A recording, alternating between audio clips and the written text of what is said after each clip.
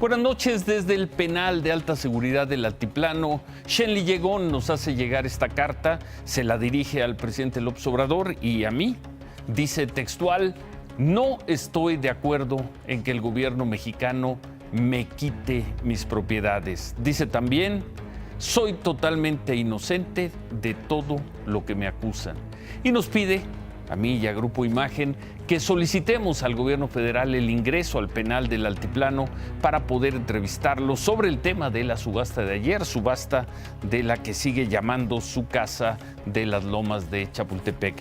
Vamos a solicitar esa entrevista mañana mismo. Aquí está la solicitud dirigida a la Secretaría de Seguridad Pública, con copia para José Ángel Ávila, el comisionado de Prevención y Readaptación Social. Shenly Llegón concluye la carta asegurando: yo no busco más problemas, solo busco que México y el mundo sepan la verdad.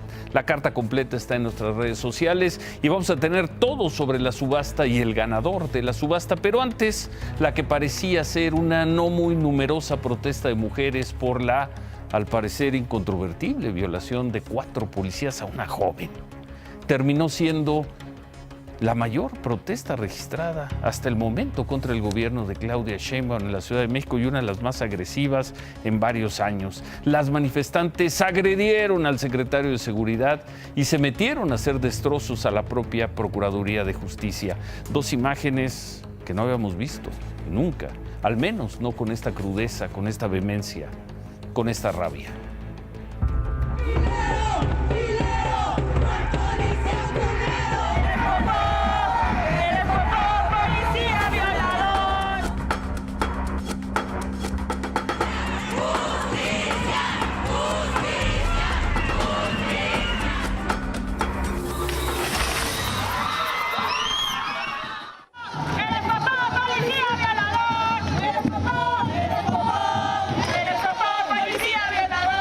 Con consignas como "la policía me viola y no me cuidan", unas 240 activistas feministas de diferentes colectivos se manifestaron frente a la Secretaría de Seguridad Ciudadana en la calle de Liverpool, en la zona rosa.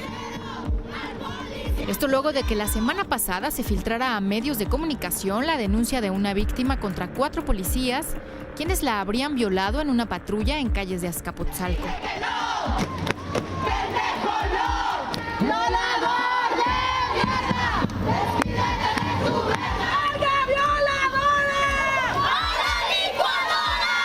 ¿No nos gusta que la policía nos viole? Es una vergüenza. Esto es una 4ª transformación. López Obrador está comprometido con la juventud y le dijimos: no nos falles. Después de las consignas, llegaron las pintas. Los policías solo se quedaron mirando.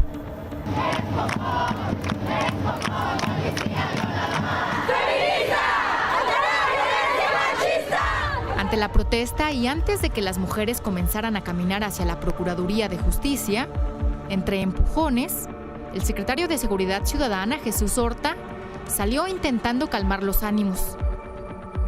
Les dijo que estaba totalmente del lado de su demanda, que se encargaría de garantizarles justicia.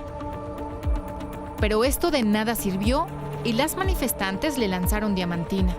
Yo estoy viendo aquí un clima muy radicalizado, que están insultando. Yo veo aquí que no hay...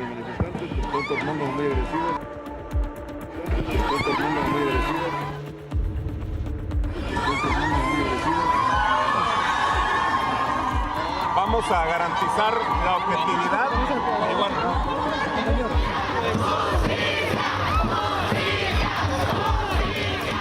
llenos de diamantina, los policías se entrelazaron para impedir que dieran portazo.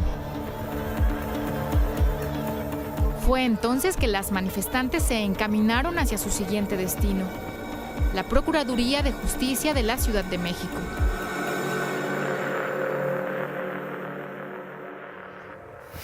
Después de esto que acabamos de ver, el grupo de mujeres se fue a la Procuraduría de Justicia de la Ciudad de México y esto fue lo que pasó.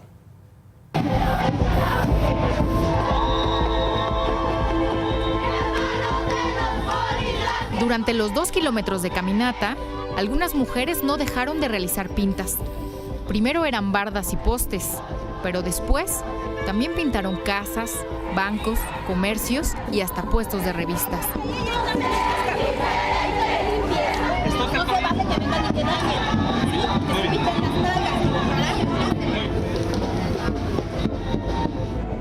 A la manifestación también llevaron una cabeza de cerdo, palabra que se repetía una y otra vez en las consignas y en las pintas, y con la que comparaban a los policías. Ya estamos cansadas de que la violencia venga también por parte del Estado, de aquellos que deberían estar cuidando nuestra seguridad sean los primeros que nos amedrentan y nos violan. Estamos hartas y estamos juntas y esto no se va a quedar así. Y esto es contra el policía violador y contra todos aquellos que violan las leyes y a los cuerpos de las mujeres.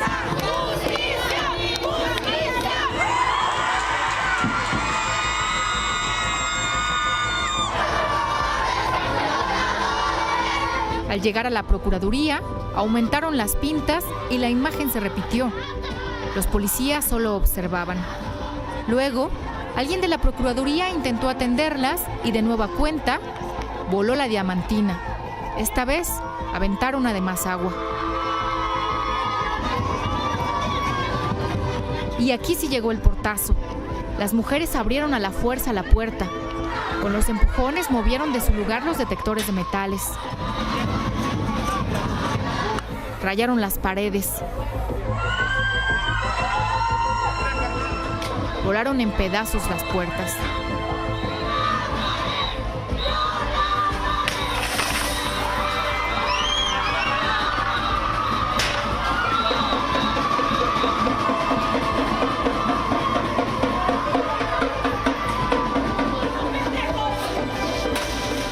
Destruyeron lo que se les atravesaba. Todo sin que ninguna autoridad interviniera. Pues ellos tiran vidas, porque nosotros no tirar una puerta, nosotros pagamos impuestos, entonces esos impuestos van a pagar todas las puertas que yo tiré o que nosotros tiramos. Estamos cansadas, si no hacemos ruido, ¿cómo nos van a escuchar? Si no rompemos, si no rayamos, van a seguir muriendo. ¿Qué hacemos? Yo no quiero ser la próxima.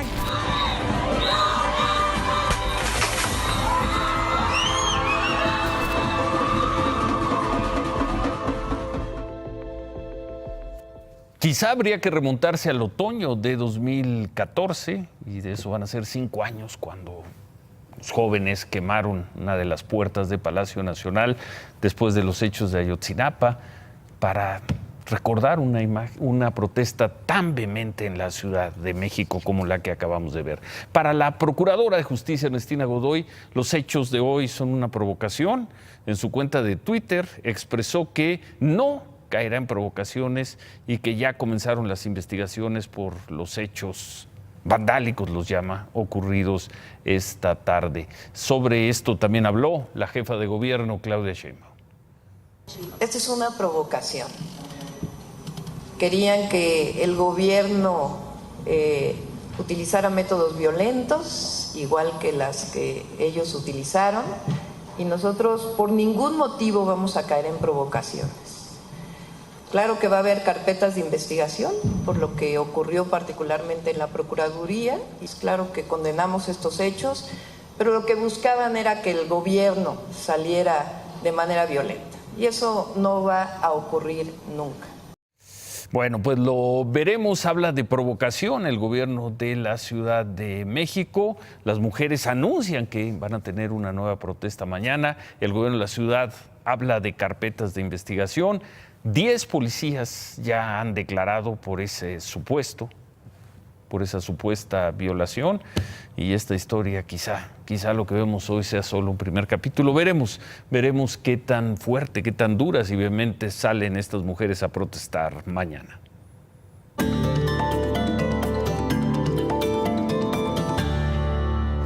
Y en otra historia que le dimos seguimiento, especial seguimiento, que dimos a conocer en este programa, han pasado 45 días desde el asesinato de Cristina Vázquez, una activista contra la corrupción inmobiliaria de la Ciudad de México, especialmente en la zona de la Colonia Condesa. Sus vecinos y amigos denunciaron que las autoridades no han entregado avances en la investigación, por lo que decidieron presentar un video en donde aparece el hombre que todo indicaría fue quien la asesinó.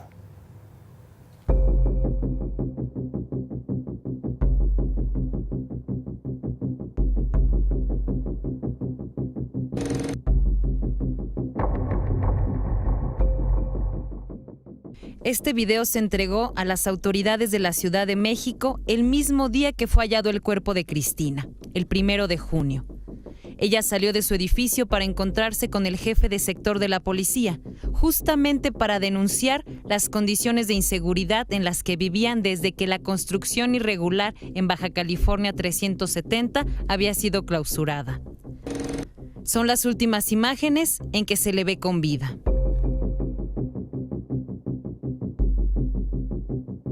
Estas imágenes fueron registradas por las mismas cámaras que grabaron la última salida de Cristina del edificio de Cholula 140 y su último ingreso.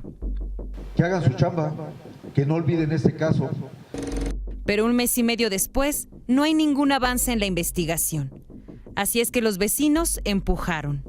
Ayer pidieron a la ciudadanía que si identifican al presunto asesino de Cristina, lo denuncien. Obligar a la autoridad que haga ya su chamba. Nos vemos en la necesidad de dar un empujoncito a la investigación, ya habiendo esperado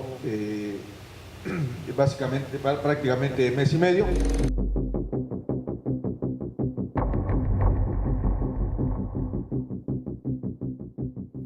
Queda esa imagen. La Procuraduría de Justicia de la ciudad respondió a los vecinos, dijo que no han omitido investigar las pruebas y que ya están trabajando en la identificación y detención de la persona o las personas quienes hace 45 días participaron en el homicidio de Cristina Vázquez.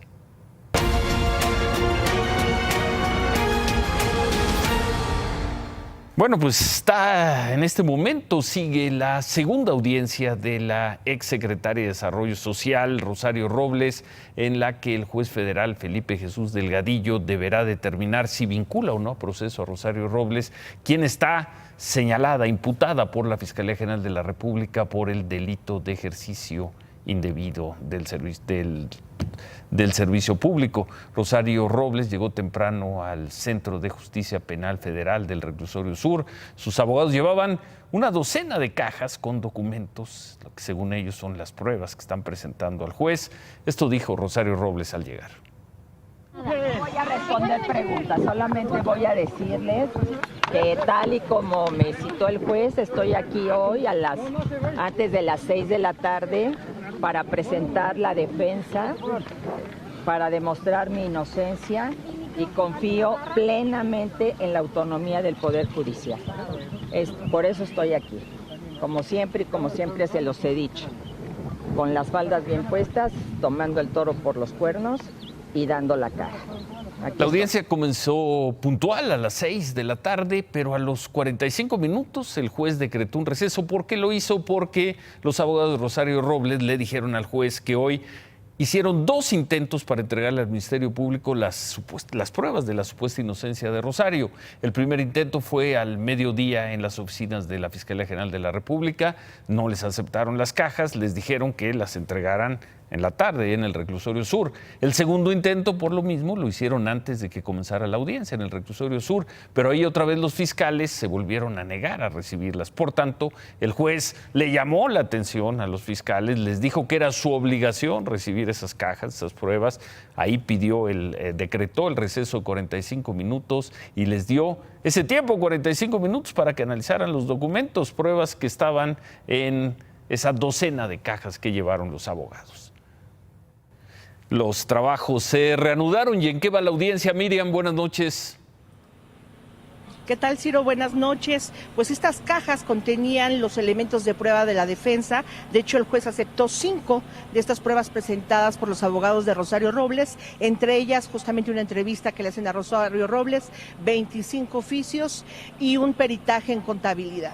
La defensa que está planteando ante el juez es de que Rosario Robles nunca fue omisa, que siempre informó y tomó las medidas cuando era secretaria de la Sedesol y también de Sedatu para que se investigaran estos hechos. También señalan los abogados que Rosario Robles instruyó a sus subalternos para que preguntaran a la Procuraduría General de la República en ese entonces de cuáles eran los procesos abiertos y de qué manera podían contribuir ellos o informar o si estaban vinculados. La respuesta que tuvieron de PGR en ese entonces es que no había nada contra Rosario Robles y nunca la dejaron conocer estos expedientes abiertos. Entonces, en términos llanos, Ciro, lo que está poniendo la defensa es que ella no cometió ninguna omisión, que siempre estuvo al tanto y que en todo caso, cuando fue secretaria de Sedesol y ella sale en agosto del 2015, quien debe haber conocido de las observaciones de la Auditoría Superior de la Federación era el nuevo titular, José Antonio Mist. Pero en eso está el debate todavía, Ciro. ¿Y en qué debe concluir esta audiencia, Miriam? Debe de concluir en se le vincula o no a proceso, si los elementos aportados por el Ministerio Público son suficientes para vincularla a proceso, o si el juez no encuentra ningún elemento y dejarla, digamos, en libertad y sin vincularla a proceso y sin ninguna acusación en su contra. Bueno, pues larga noche, son estos gracias. dos escenarios, Ciro. Larga noche, Gracias, gracias. Gracias, Miriam. Larga noche, nos quedan pues unos 25, 28 minutos de programa. Difícilmente va a terminar antes de esa audiencia. Si ocurre algo, ahí estaremos de regreso.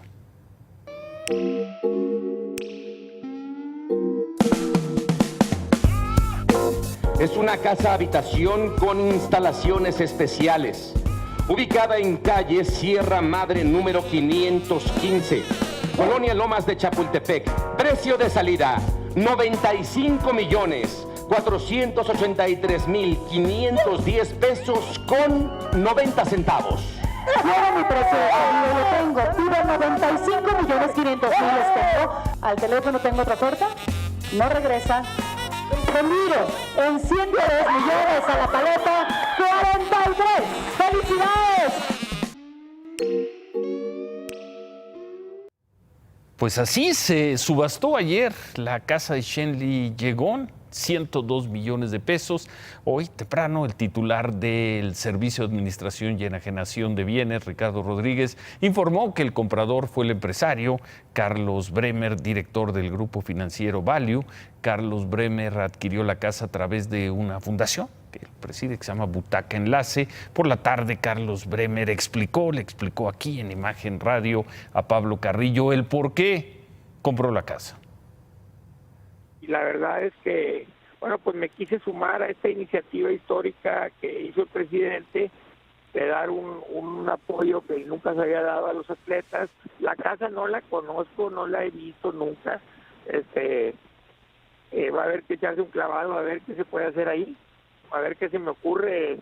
Espero que se me ocurra algo que la podamos hacer más o menos rentable y que sea para cuestiones de beneficio para el país. Eso no lo he ni analizado. No pensé que me lo iba a sacar.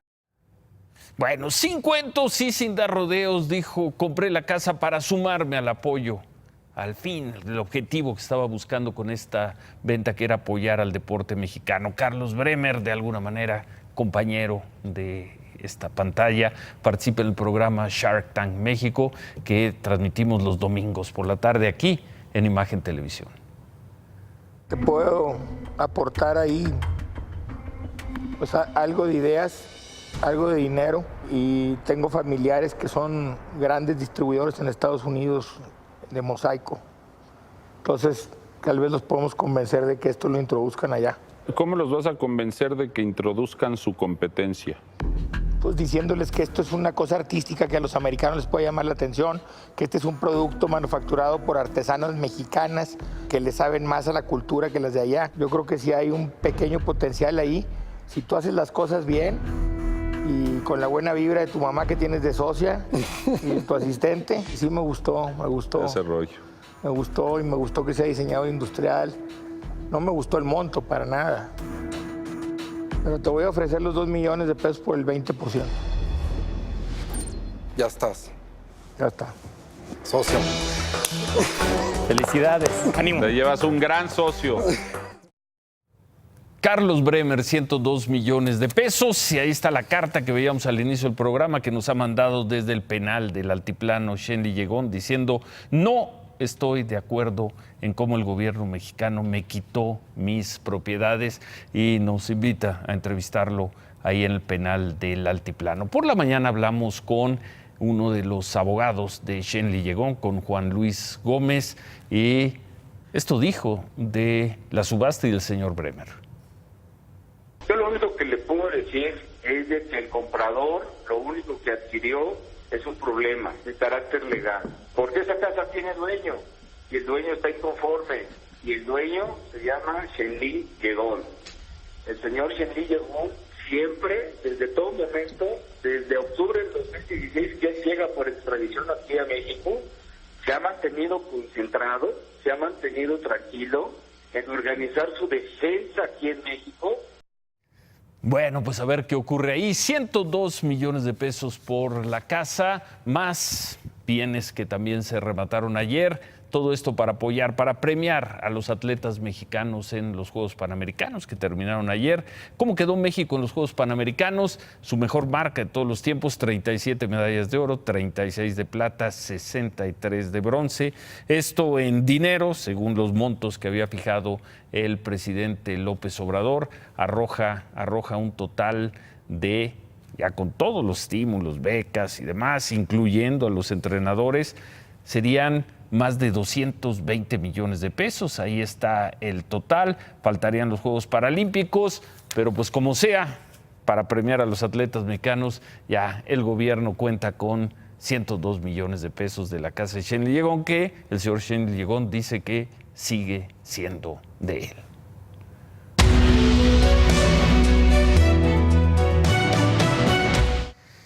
Bueno, y en otro de los temas que hemos seguido en este programa, la inseguridad en el transporte público del Estado de México. Esta mañana una combi fue quemada en una base de la empresa conocida como Las Brujas. Esto es en la comunidad de San Bartolo, en Zumpango, Estado de México. De acuerdo con los reportes, 3 hombres armados, llegaron a la base, bajaron al conductor, bajaron a los pasajeros, sometieron a otros empleados que estaban ahí, rompieron las ventanas de la combi, le prendieron fuego y luego huyeron. Así se dieron los hechos. Pues desafortunadamente nos tocó ahora a nosotros. Aquí la 1026 fue atacada. Rompieron el vidrio trasero del chofer, le echaron gasolina y la prendieron. A mí me dijeron que me bajara, que me abriera. Y antes de irse gritaron: ya páguenos. A la checadora pues también le encañonaron, le dijeron que no se moviera, que nada más venían a quemar la camioneta y que se iban. Estamos aquí bien, estamos afuera del mezquite, no estamos adentro, gracias a Dios, pero pues la unidad sí ya valió. Bueno, sobre estos ataques contra transportistas, hoy la Fiscalía del Estado de México informó que detuvo a 2 extorsionadores identificados como Alberto Maldonado y Edith Osorio. Se les vincula con extorsiones a transportistas y a taxistas en las zonas de Catepec y Tecámac. También se les vincula con el asesinato de un líder transportista el año pasado. Por lo tanto, la Fiscalía, por esos hechos, más bien, la Fiscalía ofreció una recompensa de 300,000 pesos. Hoy fueron detenidos en un poblado en el estado de Puebla. Por cierto, la nueva agresión contra transportistas en Zumpango ocurrió horas antes de que el gobernador del Estado de México, Alfredo del Mazo, diera el banderazo de salida a camiones de transporte público equipados con cámaras, con botones de pánico y sistemas de localización. Esto ocurrió a media hora de Zumpango, en el municipio de Melchor Ocampo. Ahí el gobernador del Mazo dijo que las medidas son para llevar seguridad tanto a los pasajeros como a los transportistas. El fin de semana murió el primer elemento de la Guardia Nacional en medio de un enfrentamiento en el municipio de Yuriria, Guanajuato. El enfrentamiento ocurrió cuando elementos de la Guardia Nacional revisaban un auto y fueron agredidos desde una casa. Una mujer y su hijo quedaron en medio en el fuego cruzado. El teniente Carlos Anastasio los protegió Ahí recibió los disparos y más tarde murió en un hospital. Además del teniente murieron 3 presuntos delincuentes y otros 3 resultaron heridos, más 8 que fueron detenidos. El teniente Carlos Anastasio tenía 37 años, era oaxaqueño, era de Ixtepec, llevaba 20 años de servicio en el ejército, tenía 3 hijas, la más pequeña de 8 años. Descanse en paz el teniente Carlos Anastasio. Su cuerpo llegó a Ixtepec ayer, hoy, esta tarde, amigos, familiares lo despidieron y se le hizo un homenaje y después fue enterrado en el Panteón Municipal de Ixtepec. De acuerdo con su familia, había estado en casa 2 días antes del asesinato y luego se fue porque estaba comisionado a tareas de seguridad en Guanajuato. Esta noche el secretario de Seguridad y Protección Ciudadana, Alfonso Durazo, tuiteó: la Secretaría se une al luto que embarga la Guardia Nacional por el fallecimiento en el cumplimiento de su deber y en defensa de la seguridad del teniente Carlos Anastasio Juan. Hacemos llegar a su familia nuestras más sentidas condolencias. Que en paz descanse, que descanse en paz. 29 gobernadores se reunieron con el fiscal general, con Alejandro Gertz, también con el secretario Durazo y con los secretarios de la Defensa Nacional y de Marina. Se reunieron para... Bueno, ahí los gobernadores hicieron una serie de peticiones a los funcionarios federales, les pidieron un marco legal claro para que puedan conocer cuáles son las competencias, las tareas, las atribuciones de la Guardia Nacional y cuáles son las de las autoridades municipales y estatales. Les pidieron apoyo para contrarrestar bloqueos en carreteras y en vías de tren. Pidieron también elaborar un informe sobre los homicidios dolosos en el país, que haya un gran indicador confiable, pues supuestamente lo había con el sistema de seguridad pública, pero bueno, los gobernadores pidieron poner más atención al tema de las armas que ingresan desde Estados Unidos a México. En otras cosas, y hablando de Estados Unidos, el gobierno estadounidense endureció sus lineamientos para otorgar la residencia a migrantes legales, la llamada Green Card. La nueva medida pide que los migrantes demuestren que son autosuficientes y que no han recibido asistencia de algún programa oficial de gobierno por más de un año. Además, para otorgar la residencia se van a tomar en cuenta aspectos como la edad, la salud, la situación financiera, la educación y si la persona habla bien el inglés. Por cierto, Christopher Landau rindió protesta como embajador de Estados Unidos en México. En una ceremonia en el Departamento de Estado, el señor Landau expresó que México es un país socio y amigo. Estados Unidos no tenía embajador formal en México desde mayo. ¿Qué más tenemos, Cristal?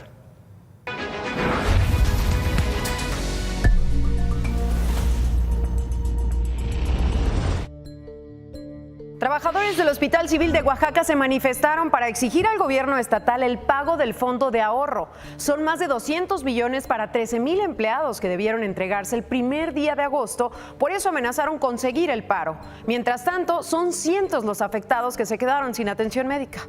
Pues ahorita estamos aquí sin almorzar. Muchas personas no tenemos dinero para el pasaje y que vengamos otro día, como que no, ¿eh? Yo tengo una programación de una operación y me mandaron a hacer estudios. El gobernador Alejandro Murat dijo que el 90% del gasto del gobierno se va al sector salud, principalmente en salarios y prestaciones, y que no habrá negociaciones, sino un ajuste para pagar lo correcto.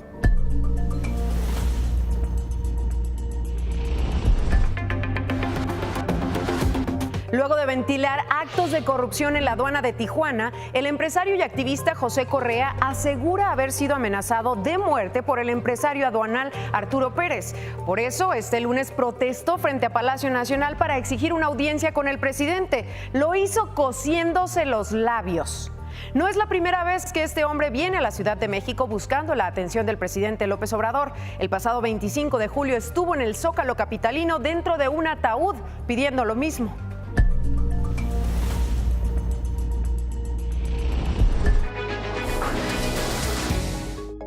Por un tema de deuda fiscal, la aerolínea Interjet fue embargada por el Servicio de Administración Tributaria. Además, retendrán el 10% de los ingresos en efectivo para cubrir el pago de impuestos pendientes de 2013 y 2017. Interjet publicó un comunicado indicando que solicitó un amparo para que se suspenda el cobro como medida de presión. Dijeron que consideran que se trata de un error y que este problema con el SAT no afectará a los pasajeros.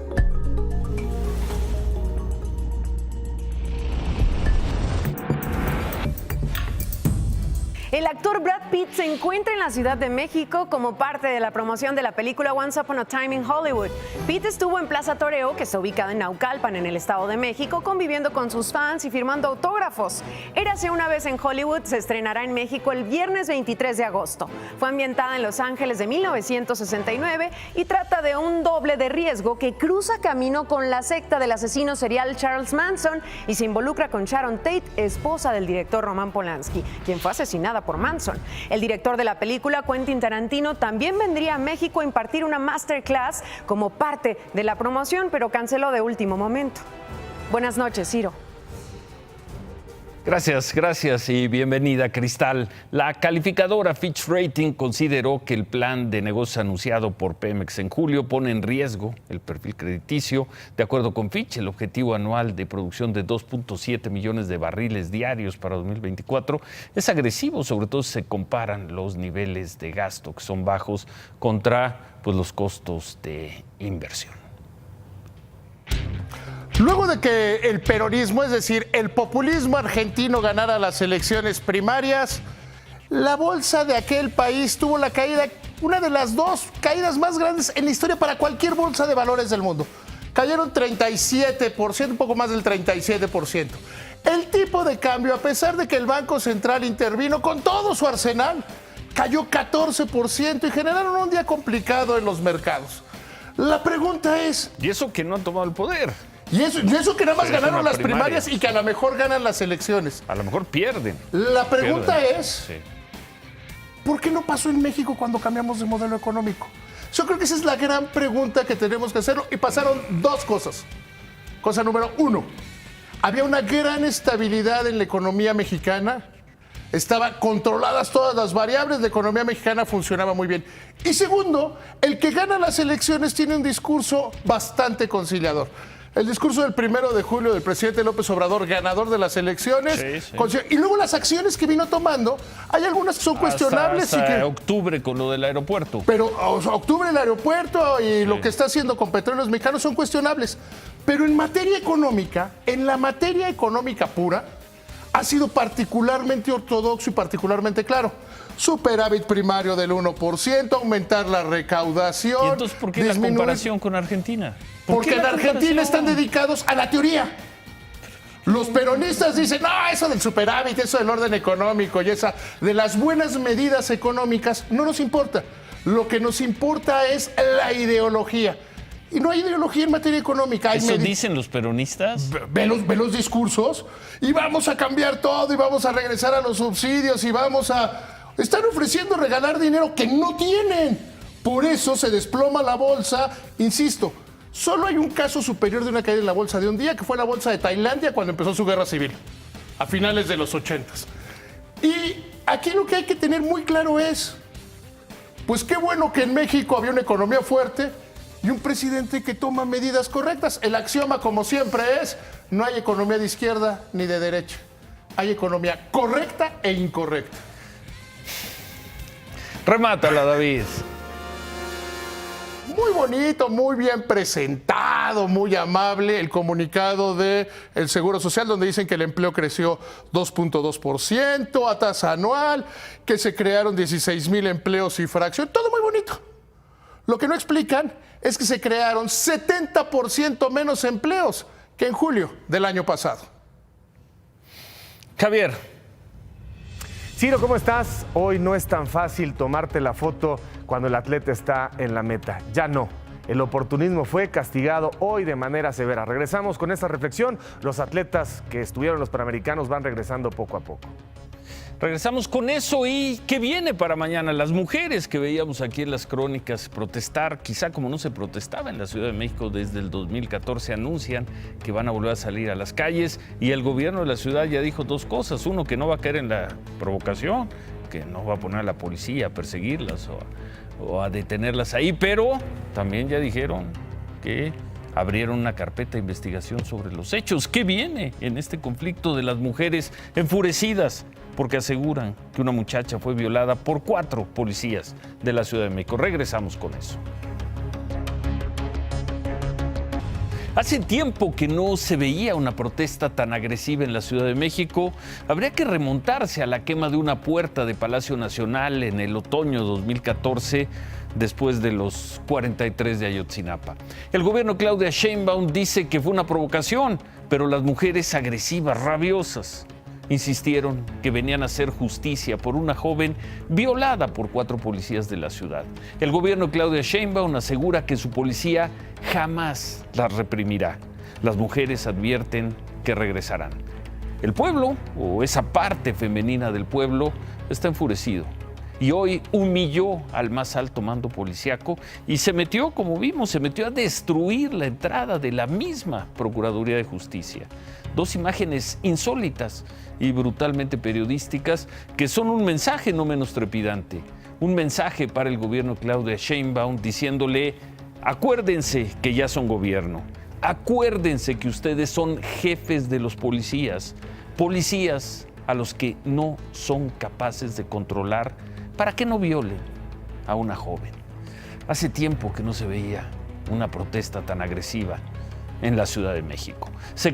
Imagen Noticias con Ciro Gómez Leiva, lunes a viernes 10:30 p.m. Participa en Imagen Televisión.